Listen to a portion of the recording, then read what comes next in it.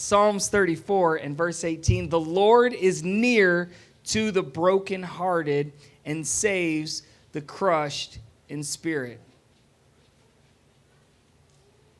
And you know what that means is when it's messy, he's near. Which sometimes we think is counter. It's when it gets messy, our humanity distance is created, right? But David writes here, the Lord is near to the brokenhearted and saves the crushed in spirit. So God, he doesn't take a step back. God actually takes a step closer to us. So this story that we'll walk through here in John is talking about a man named Peter. And this is after Jesus died and he was resurrected. When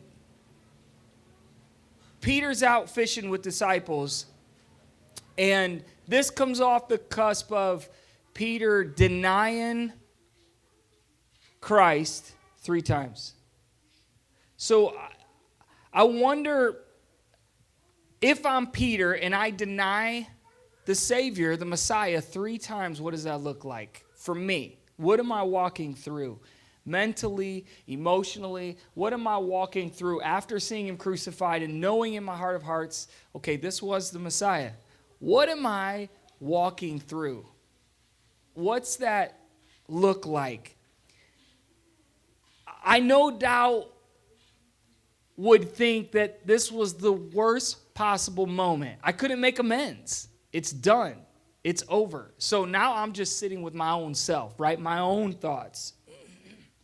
And in John 21 is where we find this after the resurrection. Peter finds himself walking towards Jesus again. But here's the deal. He's coming back from fishing, but this isn't a victory walk. This is a walk of, I imagine, this is a walk of, what's he going to say? What are we going to talk about? Because I don't know if I can get close after I just erred here. And I imagine he walks back in silence. He walks to Jesus with a little bit of judgment in himself. Not knowing that he's walking into this grace-filled atmosphere that overwhelms him. And Jesus doesn't meet him, and I love this like little plot twist. Jesus doesn't meet him with a lecture. And I know as a dad, that's tough sometimes. Because I want to let him know why. I want to let him know what. And I want to let him know so that they can be the best version of themselves that they could possibly be. But here's the thing. I want to start there. And they're not ready to start there.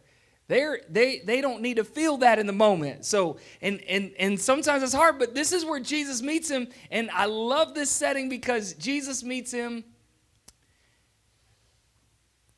at breakfast. Come on. He meets him at breakfast. So watch this. His Savior is on the shoreline. And here's Peter. It's a silent walk back. John 21 and verse 8. The other disciples came in the boat, dragging the net full of fish, for they were not far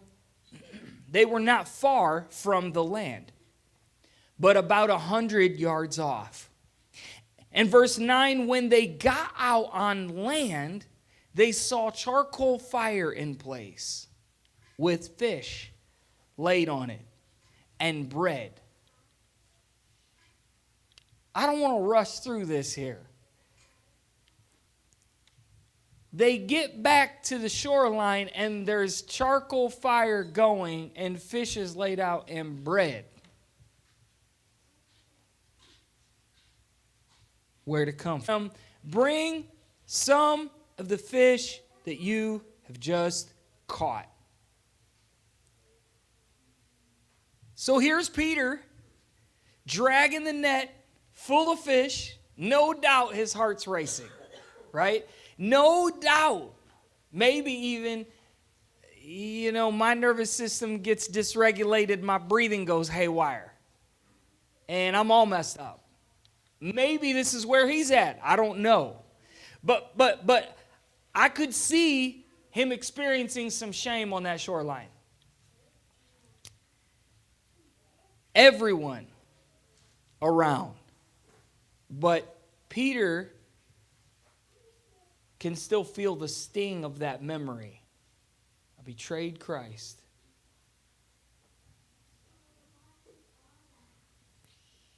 And here's the thing. Jesus, before he restores Peter publicly, Jesus invites him to a moment that's private. Fire. In the same type of setting that there's a failure in. And maybe the fire when he fails isn't literal, but the fire is metaphoric. And Jesus recreate, it's almost as if though Jesus can recreate the scene so that he can rewrite our story.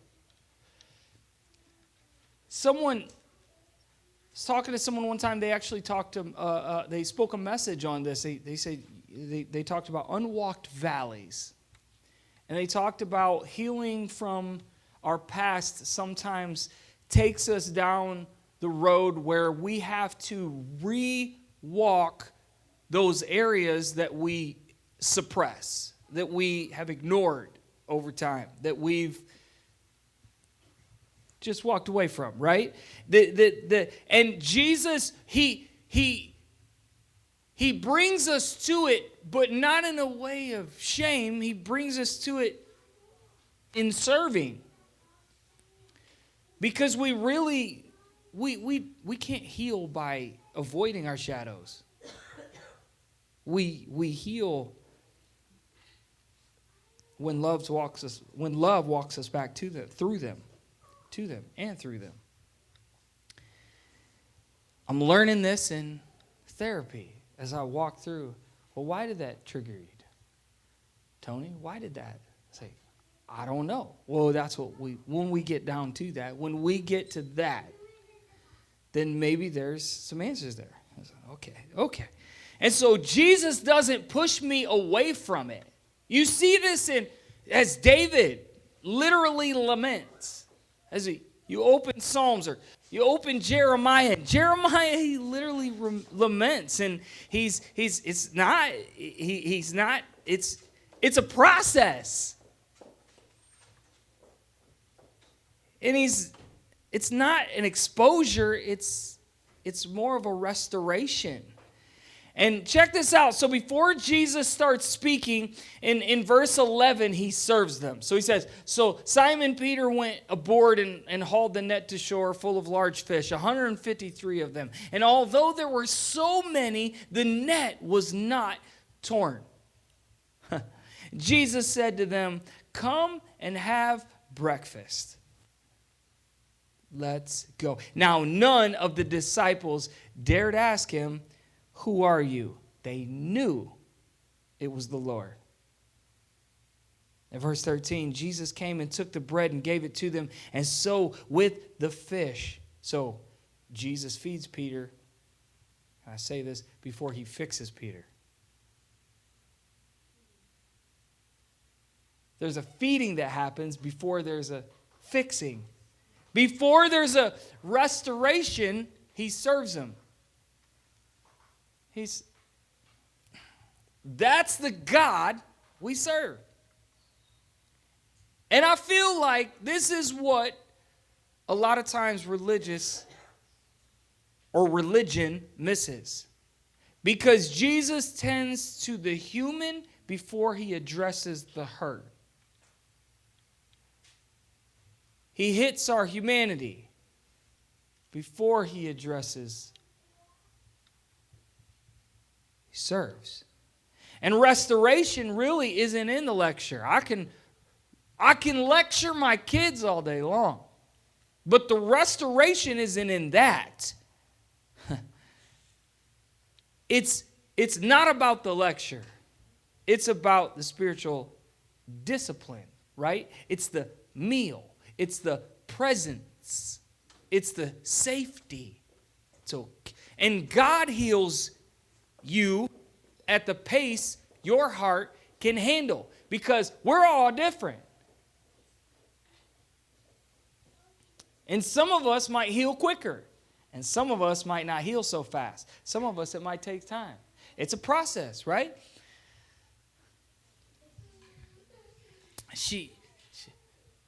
This young lady was working, and all over her arms, I see little jabs. She at work, she always like hitting the oven, and she's getting those burns, right? And those burns, they stay with you, right? So we got to heal. It heals. It heals. But it takes time. It doesn't heal overnight. You don't get burnt, walk away from it, and it's good again. It's a process. It takes time. And unhealthy spirituality rushes people through pain.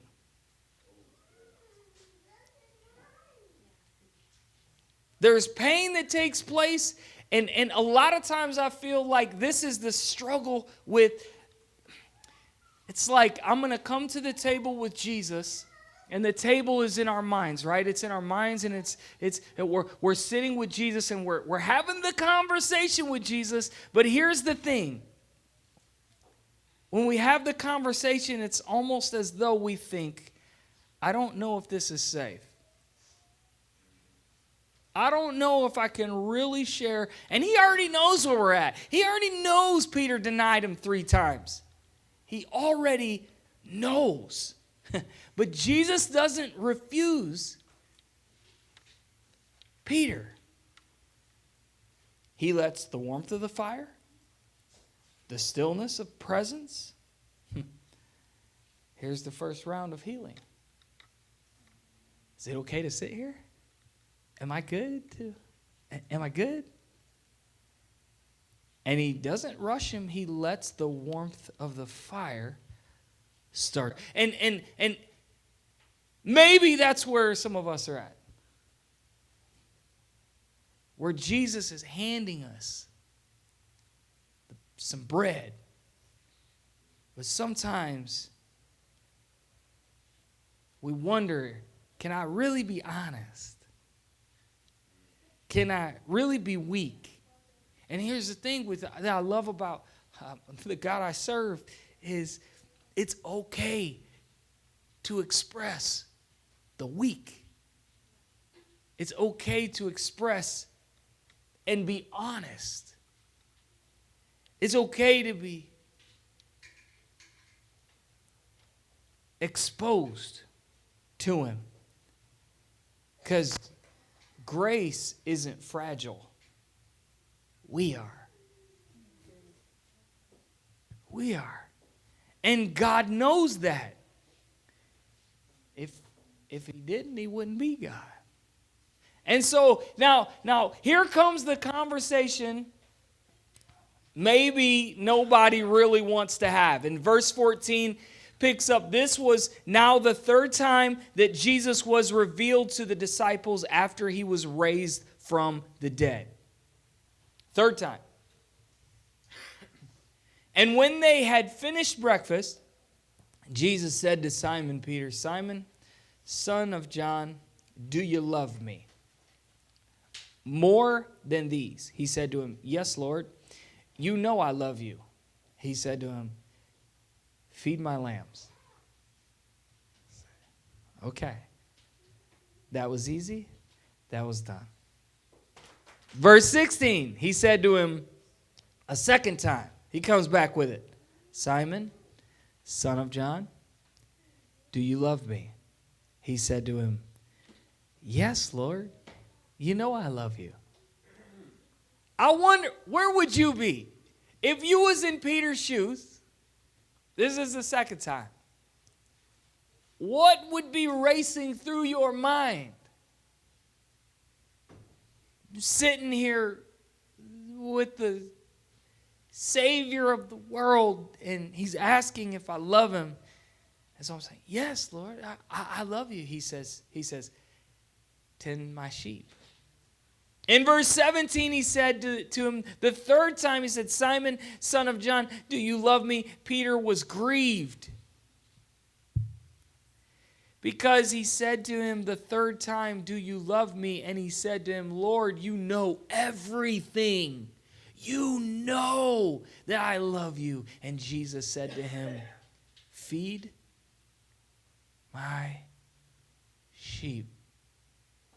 Now, don't miss this. Jesus asks 3 questions. Not to shame Peter, but to straighten the story, to align the narrative. Watch this release. He doesn't say, explain yourself to me, Peter. He doesn't say, Peter, promise me you're never going to do that again.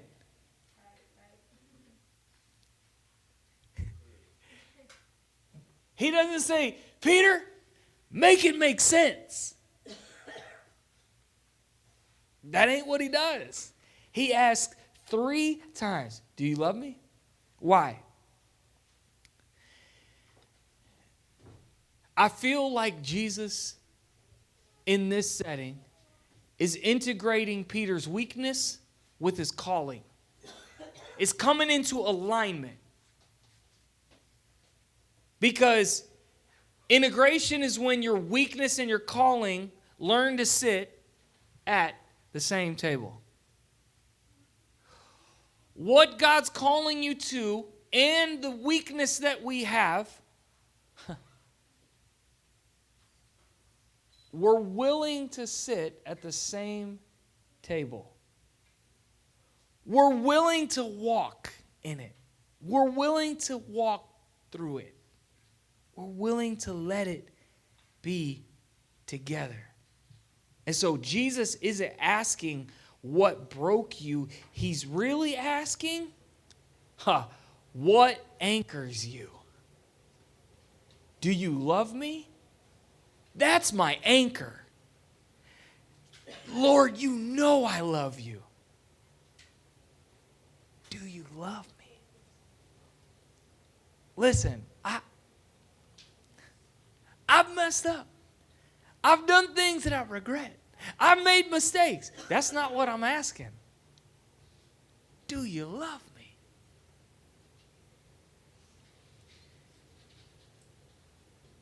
Our failures don't disqualify. That's not what. If I seen something the other day about there was a reel about a certain person and how they messed up and then they wouldn't allow them to speak into any situations or anything and I was walking through this. I was thinking about this, and I was walking through a few things mentally, and I thought, it's interesting. And then somebody made the comment that they said, I couldn't listen to them if they messed up. I can't. And I thought, well, if someone has a bad day and they get mad and they turn on some road rage and then we have a talk later, I was like, I'm not going to just shut the talk off because they had a bad day. And that might seem petty. But let's look at David.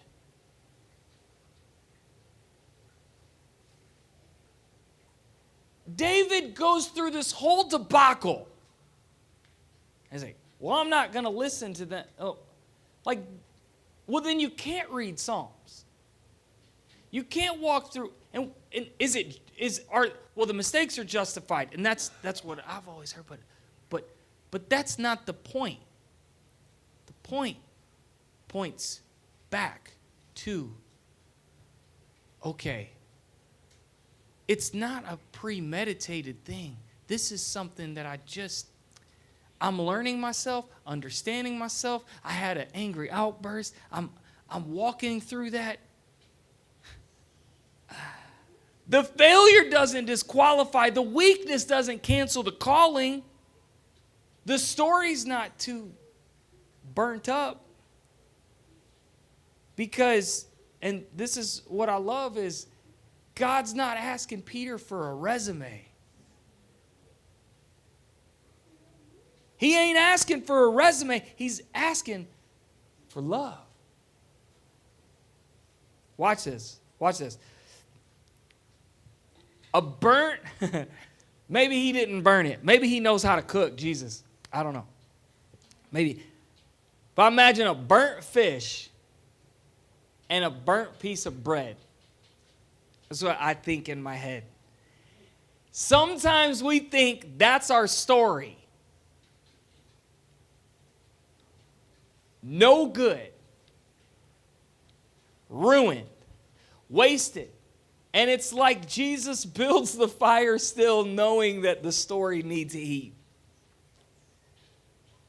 It's like, it's all I have. It's just burnt. I'm bringing the fish to you.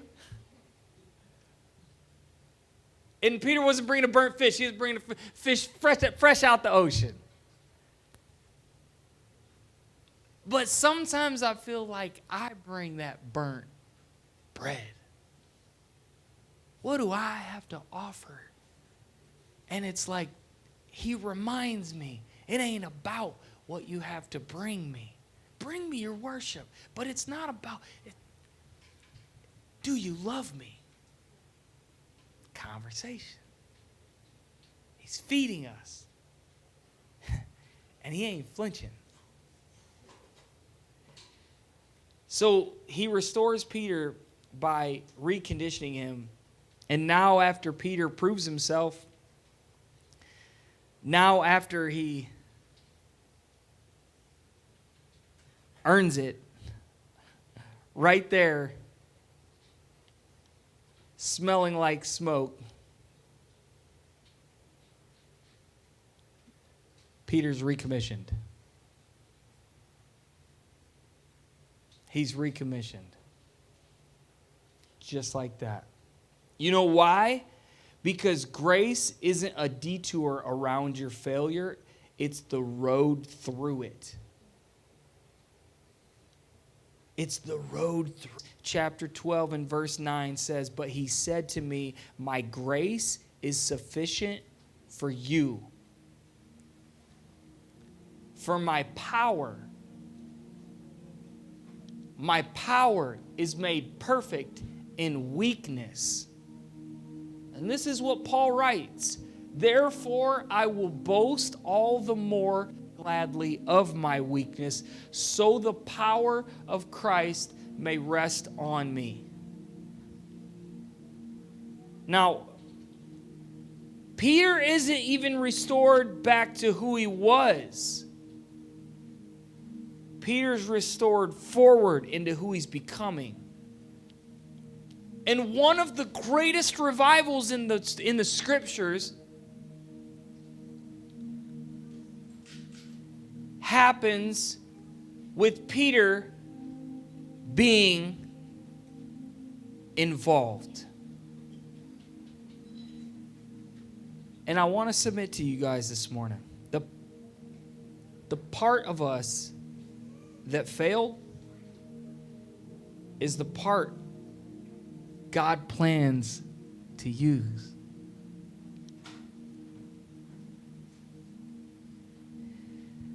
Our honesty is the doorway of our impact. This is how I know. I've seen Jesus live this. His grace is sufficient. Do I get it right 100% of the time? Nope. But I'm always coming back to it. The love.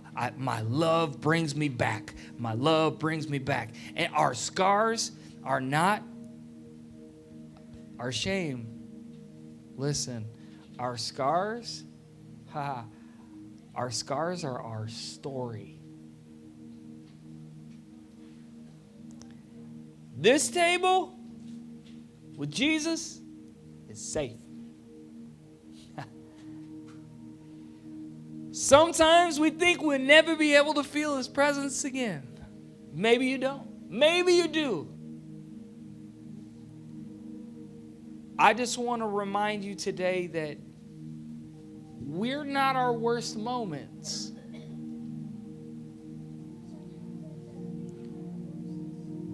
We're not our worst moments. We're in the conversation with Jesus as he rewrites our story. It's not a scolding. It's not a lecture. It's a conversation at the table.